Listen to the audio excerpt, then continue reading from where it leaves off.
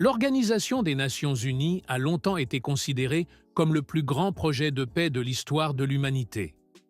Pour la première fois, tous les États se sont réellement assis autour d'une table commune, et les problèmes et conflits semblaient être résolus diplomatiquement plutôt que militairement. Cependant, ce qui semblait être la solution à tous les conflits s'est en réalité développé dans une direction très différente. Bien que l'ONU ait initialement contribué à résoudre des conflits, elle est aujourd'hui perçue par beaucoup comme une machine bureaucratique gonflée qui aggrave les conflits au lieu de trouver des solutions pragmatiques. Ni dans la guerre en Ukraine, ni au Moyen-Orient, ni dans les nombreuses autres zones de conflit à travers le monde, l'ONU n'a réussi à trouver des solutions.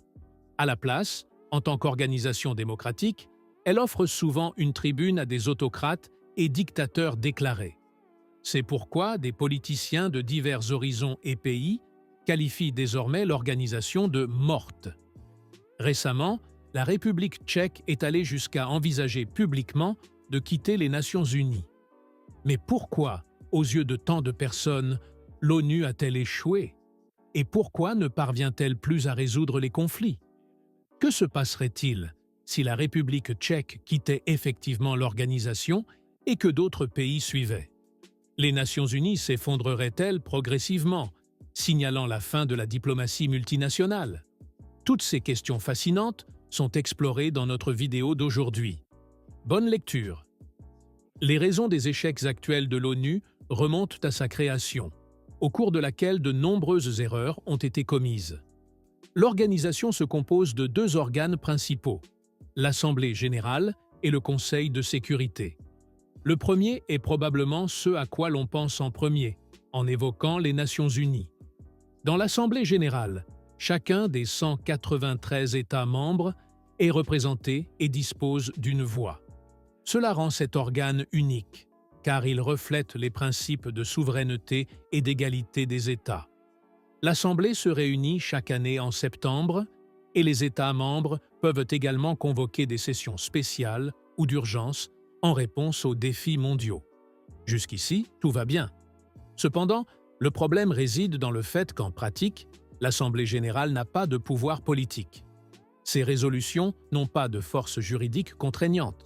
Elle a uniquement le pouvoir d'émettre des recommandations aux États membres, au Conseil de sécurité et aux autres organes de l'ONU.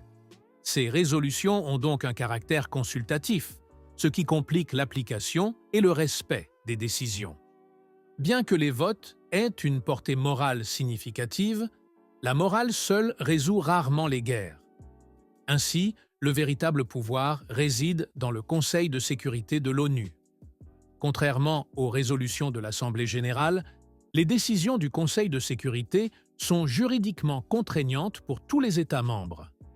Cela donne au Conseil de sécurité l'autorité de mettre en œuvre des mesures cruciales en temps de guerre, allant des sanctions contre des États à l'autorisation d'interventions militaires. Cependant, le Conseil de sécurité présente également un défaut structurel. Il est composé de seulement 15 membres, ce qui signifie que très peu d'États décident de questions d'importance mondiale. De plus, 5 membres permanents détiennent un pouvoir décisionnel ultime. Ces 5 États sont les États-Unis, le Royaume-Uni, la France, la Russie et la Chine. Chacun de ces 5 États possède un droit de veto qui leur permet de bloquer unilatéralement toute décision. C'est là que réside le plus grand problème de l'ONU. On observe ici une division claire entre deux blocs. D'un côté, les États-Unis, le Royaume-Uni et la France. De l'autre, la Russie et la Chine. Ces blocs s'opposent systématiquement en bloquant les résolutions proposées par l'autre camp. L'accord n'est atteint que sur des sujets peu importants sur le plan géopolitique. Cela inclut, par exemple, la nomination d'envoyés spéciaux ou, récemment, la condamnation des attaques des Houthis en mer Rouge. Il s'agit là de simples paroles, sans acte ni intervention réelle. Dans les conflits les plus importants actuellement, il n'y a toutefois aucun consensus. La Russie bloque naturellement toutes les résolutions la désignant comme agresseur ou appelant à des mesures contre sa guerre. Au Moyen-Orient, Les intérêts des 5 membres permanents divergent fortement, et dans un éventuel conflit autour de Taïwan, le Conseil de sécurité serait probablement paralysé. De plus, le Conseil de sécurité est souvent qualifié de relique de l'immédiat après-guerre et de la guerre froide, une époque où la France et le Royaume-Uni possédaient encore de vastes empires coloniaux et où l'Union soviétique et les États-Unis étaient des puissances équivalentes. Mais la réalité géopolitique a énormément changé depuis. L'influence de la France, du Royaume-Uni et de la Russie a considérablement diminué. Parallèlement, le monde est devenu beaucoup plus multipolaire, avec des puissances régionales influentes comme l'Inde, le Brésil ou l'Union européenne. Le Sud global gagne également en influence, mais reste largement sous-représenté. Depuis des années, des appels à une réforme en profondeur de l'ONU se multiplient.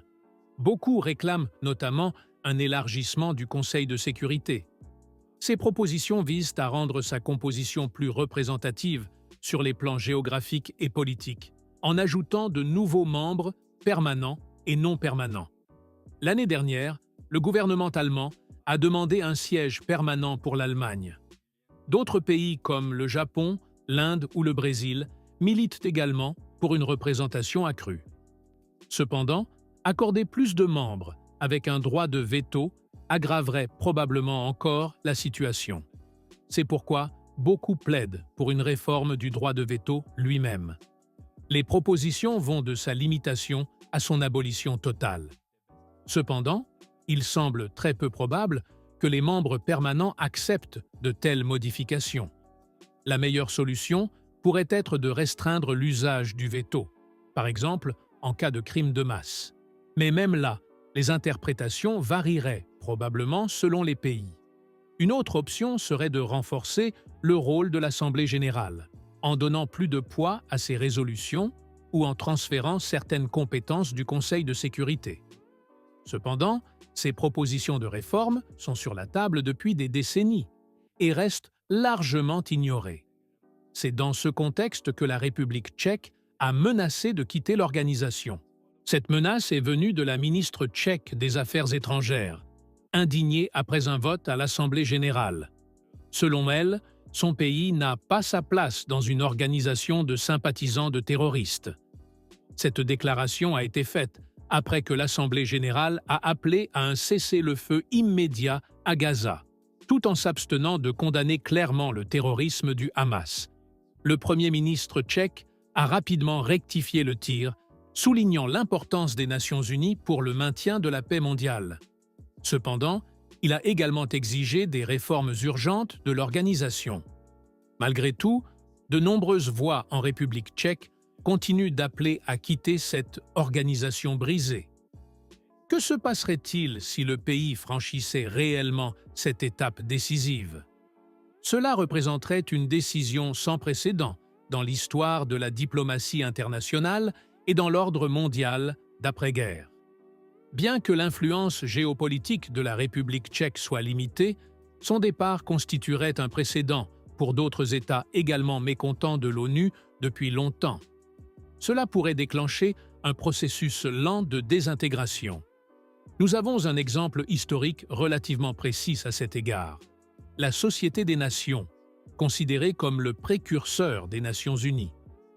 Elle a été créée après la Première Guerre mondiale pour éviter qu'un conflit mondial de cette ampleur ne se reproduise. Cependant, la Société des Nations souffrait de failles structurelles, notamment une règle d'unanimité qui permettait à un seul membre de bloquer une décision. Elle disposait également de moyens limités pour faire respecter ses résolutions. Face à ces faiblesses, les premiers membres ont commencé à quitter l'organisation. Dans les années 1930, l'émergence de régimes autoritaires comme ceux de l'Allemagne, de l'Italie et du Japon a paralysé la Société des Nations, ce qui a finalement conduit à son effondrement. On observe de nombreux parallèles avec la situation actuelle. Il est difficile de prendre des décisions démocratiques dans un monde où la démocratie est en déclin et où de plus en plus de régimes autoritaires et de dictatures reviennent sur la scène mondiale. Il y a 10 ans, plus de la moitié de la population mondiale vivait dans des démocraties. Aujourd'hui, ce chiffre n'est plus que légèrement supérieur à un quart. 42 pays sont devenus plus autoritaires au cours de la dernière décennie, un record historique. Et ce sont souvent les pays les plus grands et les plus puissants. Pour les pays démocratiques, cela pose un dilemme. Des dictateurs, qui ont complètement aboli la démocratie dans leur propre pays, participent au vote démocratique de l'ONU et prennent des décisions affectant d'autres nations. Parallèlement, ces régimes ne respectent souvent pas les résolutions adoptées, car ils ne sont pas des démocraties. Pourquoi alors les pays démocratiques devraient-ils respecter des résolutions imposées, par exemple par la Russie, la Chine, l'Iran ou la Corée du Nord? Tout cela montre à quel point il est urgent de réformer les Nations Unies. Disposer d'une plateforme internationale commune pour des échanges diplomatiques est sans aucun doute crucial. Cependant, sous sa forme actuelle, l'ONU semble de plus en plus incapable d'agir.